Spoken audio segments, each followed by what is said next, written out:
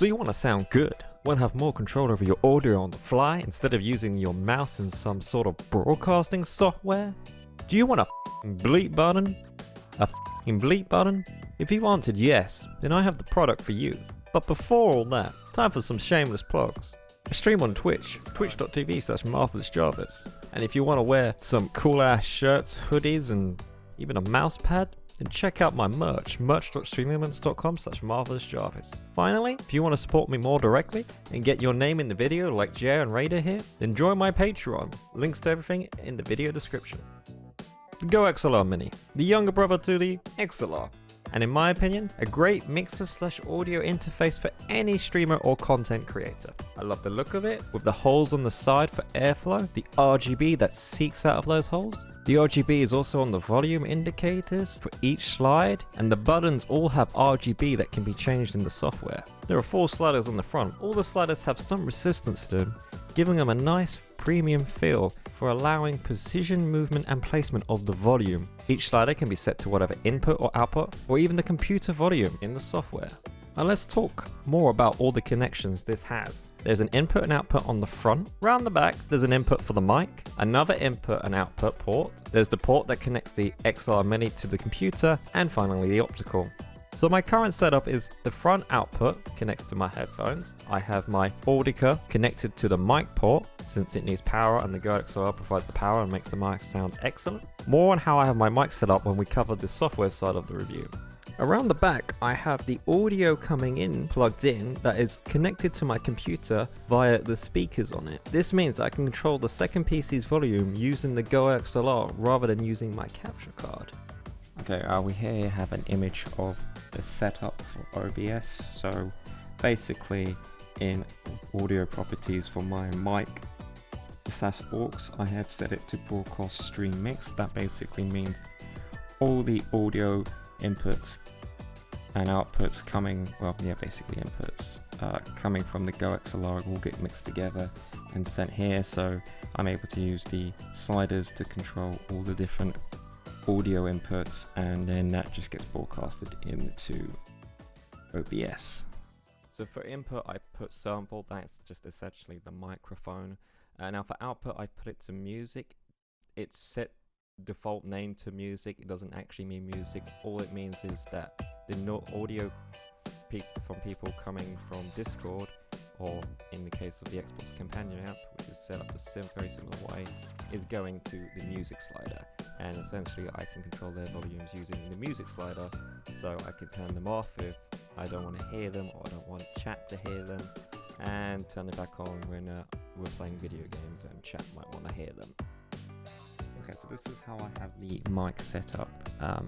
As you can see, when you first open up the software, or when you first plug in your mic, you set the type of mic it is. I'm using condenser, so it gives it more power. Here's the gain to make it louder or quieter, and this area here is to help you tell you the proper levels of the mic. As you can see, that usually pops up when it's way too loud, but I guess I don't know why it suddenly just popped up. And then you can come over here and you can gate amount. It means how much it's blocked off or reduced. So like if you have some background noise, you may want to up it a little bit. And then you can have all this stuff you can play around with. And finally, you can even go up here and play around with it even more. At the moment, this is how I have mine set up. Hello and welcome to the software side of the video review. So as we can see here, we have different setups.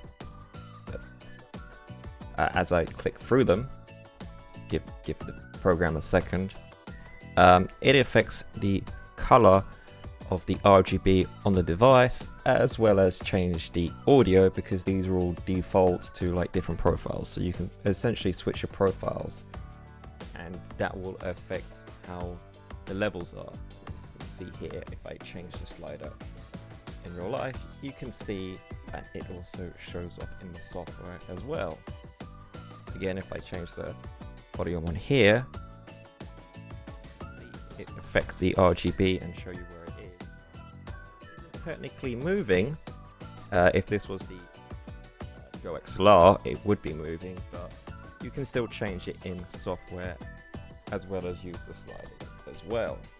Again, you can see all the inputs here, and now we can see all the different channels. So essentially, even though on top of each one it has mic, chat, music, system, they're indeed just basically channel names. So really you could set channel 2 to whatever input you wanted. Here are all the different input settings.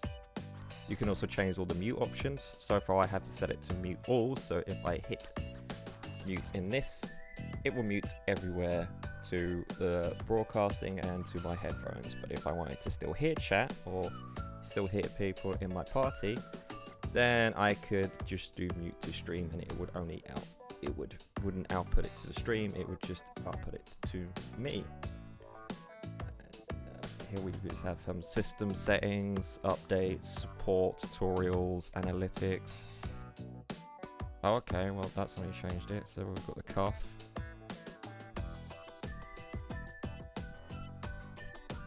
Most of the time I use it to default, so if we have the bleep. There we go, now it wants to work. So you can see here I can change all the colors. We'll set it to defaults. And then we're essentially selecting what color we want it. Why it's called cough is because when you mute it, it mutes everything so nobody can hear you cough. But here we have the you can actually see it's the GoXLR logo that's changed. So we can have it like red, white if we wanted it to, green, blue. Quite like the look of that orange. And then global, it's just everywhere. So all the sliders. If that's your video, or you can have it off. There you go. And we've covered the mic setting already. So yeah, that's the basics. You can set up your own scenes, so default audio levels for each thing, and then you can change all the colors of all the RGB in the system. Below each slide is a mute button, so if you need to talk to someone and you don't want to be recorded or heard, you can mute it. Likewise, if you have Discord or Xbox party chat set up on the slider, you can mute your party chat on stream so they can hear you better. Below them too is a mute button on the right that mutes all audio for as long as it's pushed down, and a bleep button on the left that makes a noise for as long as you hold it down. This button has been so much fun that it's already become an emote in my stream. Yeah. While it may not have motorized sliders, the LCD screen on each slider, and all the voice changer, the Mini still has everything else its bigger and older brother has. For a smaller setup, I recommend the Mini, and for those who are not fussed about the voice changer, it makes your mic sound great. A load of input and output options as well as excellent software. Now just wait till it's around 150 and you're golden. Thanks for watching the video. If you liked, leave a like. If you didn't, then you didn't, but feel free to leave a dislike and comment below your current audio setup. That includes the mic you're using, and if you're using any specialized software, voice changer stuff, just leave a comment. Give me the engagement. And subscribe for stuff. I don't know, this channel's all over the place.